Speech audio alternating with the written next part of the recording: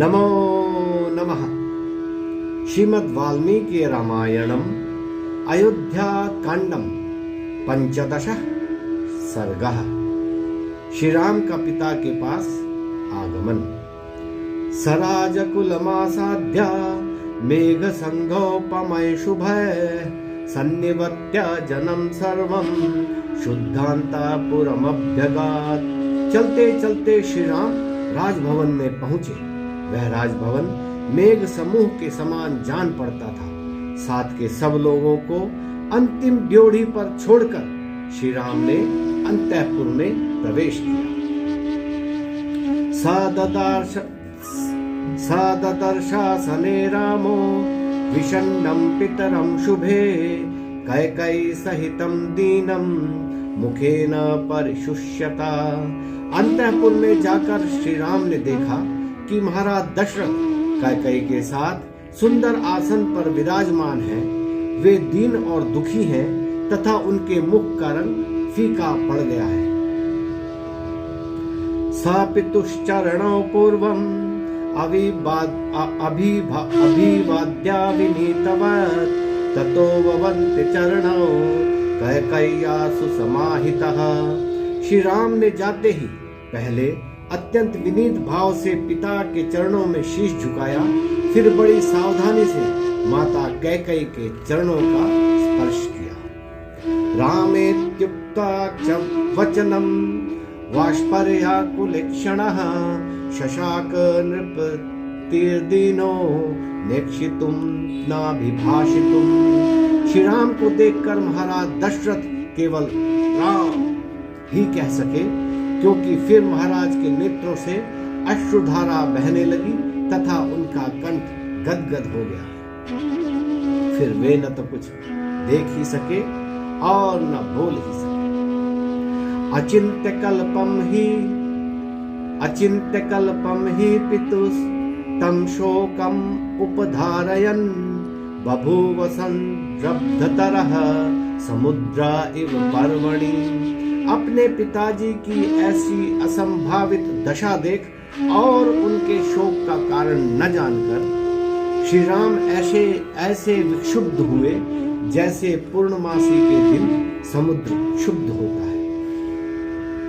चिंतयामास च तदा रामः पितृहिते रतः किंस्विदध्यैव नृपतिर्न मां प्रत्याभिनंदति।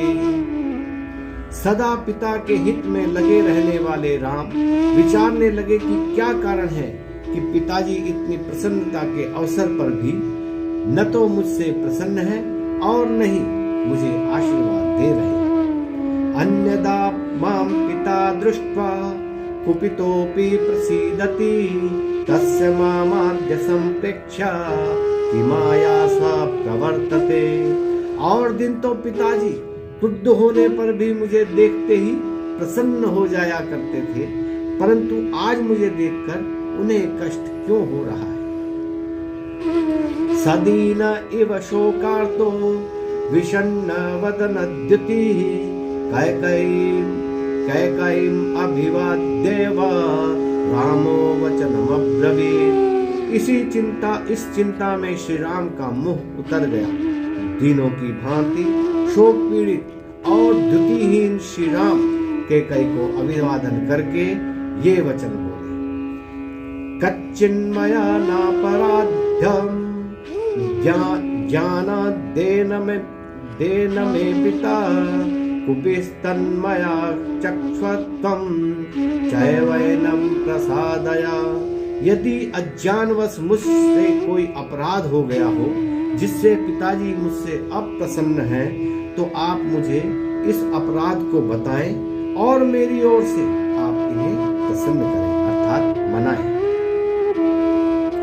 अतोषयन् महाराजम् अकुर्वन् वा पितुर्वचः मुहूर्तमपि नैक्षय्यं जीवितुं कुपिते नृपे। महाराज का कहना न मानकर उनको असंतुष्ट एवं कुपित कर मैं एक मुहूर्त भी जीना नहीं चाहता। एवं मुक्ता तु कैकेयी राघवेण महात्मना उवाचेदं सुनिर्लज्जा धृष्टमात्मा हतं वचः। जब श्री राम ने कैकेयी से उपयुक्त वचन कहे, तब निर्लज्जा कैकेयी ने यह धृष्टता एवं स्वार्थपूर्ण वचन कहा। न राजा कुपितो राम व्यसनं नास्य किंचन किंचन मनोगतं त्वस्य तवद्भ्यान्नाभिभाषते। हे राम, न तो महाराज तुमसे अप्रसन्न है, न ही इनके शरीर में कोई रोग है। इनके मन में कोई बात है जिसे तुम्हारे भय से ये कहते हैं। यदि तद्वक्ष्यते राजा शुभम वा यदि वा शुभम करिष्यसि ततः सर्वाम आख्यास्यामि पुनस्त्वहम्। यदि तुम यह बात स्वीकार करो कि महाराज उचित या अनुचित जो कुछ कहें उसे करोगे, तो मैं तुम्हें सब कुछ बतलाऊंगा। एतत्तु वचनं श्रुत्वा कैकेय्या समुदाहृतम् उवाच व्यथितो रामस्तां देवीं नृपसन्निधौ। कैकेयी के द्वारा कहे गए इन वचनों को सुनकर श्री राम अत्यंत व्यथित हुए। उन्होंने महाराज के समीप बैठी हुई कैकेयी से कहा,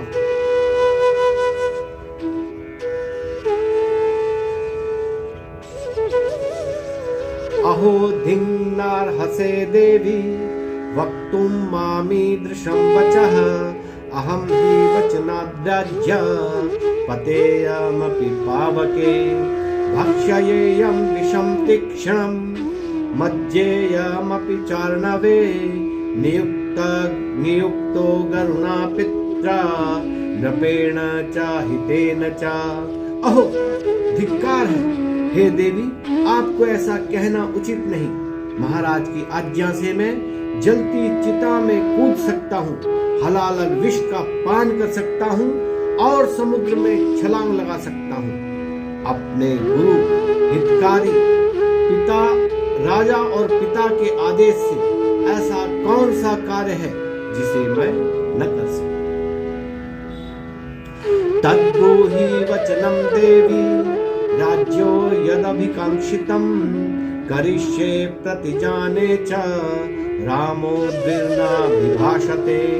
हे देवी, महाराज दशरथ को जो भी अभीष्ट है वह तू मुझसे कह। मैं प्रतिज्ञा करता हूँ कि मैं उनकी आज्ञा का पालन करूंगा। माता, सदा स्मरण रख, राम दो प्रकार की बात नहीं कहता, अर्थात राम जो कहता है वही करता है। तमार्जव समायुक्तम अनार्या सत्यवादिनम उवाच रामम कैकेयी वचनम भ्रष्टदारुणम। तब अनार्या शुद्ध अर्थात शुद्राशया कैकेयी उस सरल स्वभाव एवं सत्यवादी श्री राम से कठोर वचन बोली। पुरा देवासुरे युद्धे पिता ते मम राघव रक्षितेन वरो दत्तौ सशल्येन महारणे। हे राम, पूर्व काल में देवासुर संग्राम में शत्रु के बाणों से पीड़ित और मेरे द्वारा रक्षित तुम्हारे पिता ने मेरी भावनाओं से प्रसन्न होकर मुझे 2 वर दिए थे। अत्र मे याचितो राजा भरतस्याभिषेचनम गमनम दंडकारण्ये तव चाद्येव राघव। हे राम, उन 2 वरों में से मैंने एक तो भरत का राज्याभिषेक और दूसरे से तुम्हारा आज ही दंडकारण्य गमन मांगा है।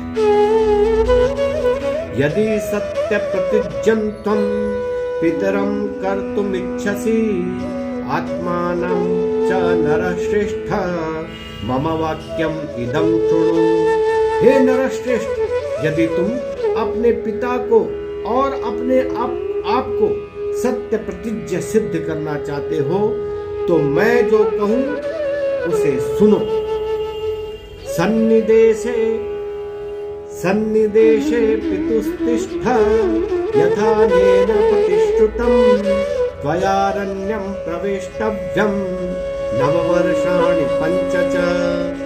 तुम पिता की आज्ञा के पालन में स्थिर अर्थात तत्पर रहो, जैसा कि उन्होंने प्रतिज्ञा की है।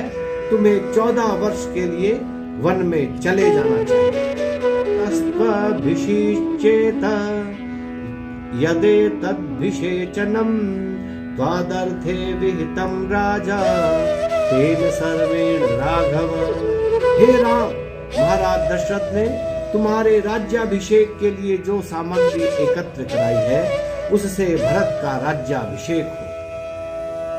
सप्त सप्त च वर्षाणि दंडकारण्यमाश्रितः अभिषेकम् इमं त्यक्त्वा जटाजिनधरो वस। तुम इस अभिषेक को त्याग कर तथा जटा और मृग चर्म धारण कर 14 वर्ष तक दंडक वन में वास करो। भरतः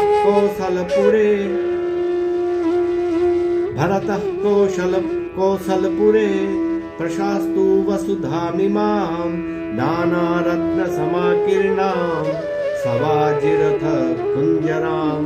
भरत कौशलपुर में रहकर विभिन्न प्रकार के रत्नों से भरपूर तथा घोड़े, रथ और हाथियों सहित इस राज्य का प्रशासन करे।